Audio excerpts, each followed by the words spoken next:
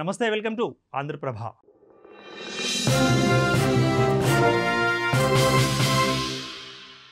సాదాసీదాగా కనిపించే cinema hero punch డైలాగులతో ఫ్యాన్స్ను ఆకట్టుకుంటూ తనదైన స్టైల్తో యువతలో బాగా క్రేజ్ సంపాదించిన వ్యక్తి పవన్ కళ్యాణ్. ఇదంతా 2014 వరకు మాత్రమే. ఆ తర్వాత సీన్ మారిపోయింది. 2014 మార్చి 14 నుంచి ఆంధ్రప్రదేశ్ రాజకీయాలలో ఆయన ఒక సంచలనంగా మారారు.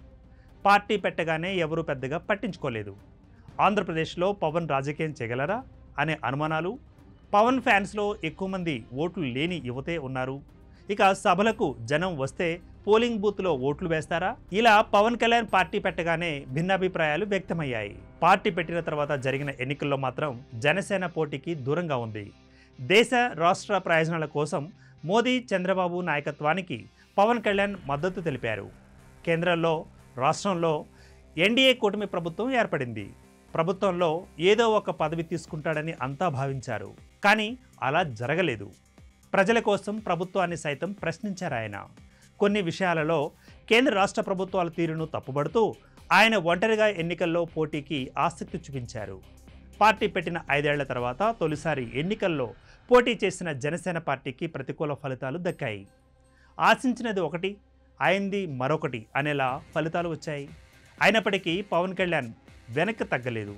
తానేంటో నిరూపించుకోవాలనే పట్టుదల మరింత పెరిగింది. ఎట్టి పరిస్థితుల్లో వెనక్కి తగ్గేదేలే అంటూ ముందుకు సాగారు ఆయన. అధికారంలోకి వచ్చిన కొన్ని నెలలకే వైసీపీ అరాచకాలకు కేరాఫ్గా మారడంతో వచ్చే ఎన్నికలలో వైసీపీని గద్దెదించుతానని ఛాలెంజ్ చేశారు. మొదట దీనిని ఎవరూ పెద్దగా పట్టించుకోలేదు. కానీ 2024 ఎన్నికల ఫలితాల తర్వాత ఏపీ రాజకీయాలలో పవన్ నిజమైన పొలిటికల్ గేమ్ చేంజర్గా మారారు. కమిట్మెంట్కు care of address Pawan Kalyan. ఏదైనా లక్ష్యాన్ని నిర్దేశించుకుంటే దాన్ని సాధించేంత వరకు పట్టు విడవరు. దానికి ప్రత్యేక నిదర్శనం 2024 నాటికి టీడీపీ, జనసేన, బీజేపీ కూటమిగా ఎన్నికల్లో పోటీ చేయడమే.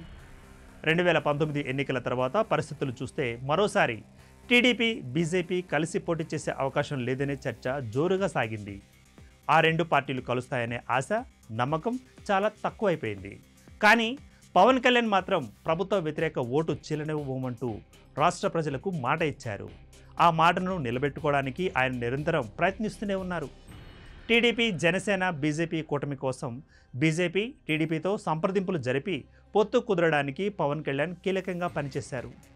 బీజేపీ, జనసేన, టీడీపీ వేరువేరుగా పోటీ చేసి ఉన్నా, లేదంటే బీజేపీ, జనసేన కూటమిగా, టీడీపీ ఒంటరిగా ఎన్నికల్లో పోటీ చేసి ఉంటే ఫలితం మరోలా ఉండేది.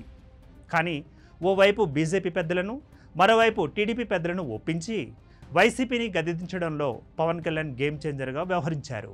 జనసేన పార్టీ 2024 ఎన్నికల్లో 100% స్ట్రైక్ రేటు సాధించింది. పోటీ చేసిన 21 అసెంబ్లీ, 2 పార్లమెంటు స్థానాలలో అద్భుతమైన విజయాన్ని సాధించింది.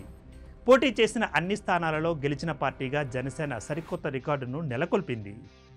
కార్యకర్తలకు అండగా ఉండడం, ప్రజలకు ఇచ్చిన మాట కోసం ఎంతైనా బరితెగించడం, సంపాదించుకోవాలనే కోరిక లేకపోవడం, నిస్వార్థంగా సేవ అందించాలనే భావన పవన్ కళ్యాణ్ను తక్కువ కాలంలో రియల్ హీరోను చేశాయని చెప్పుకోవచ్చు.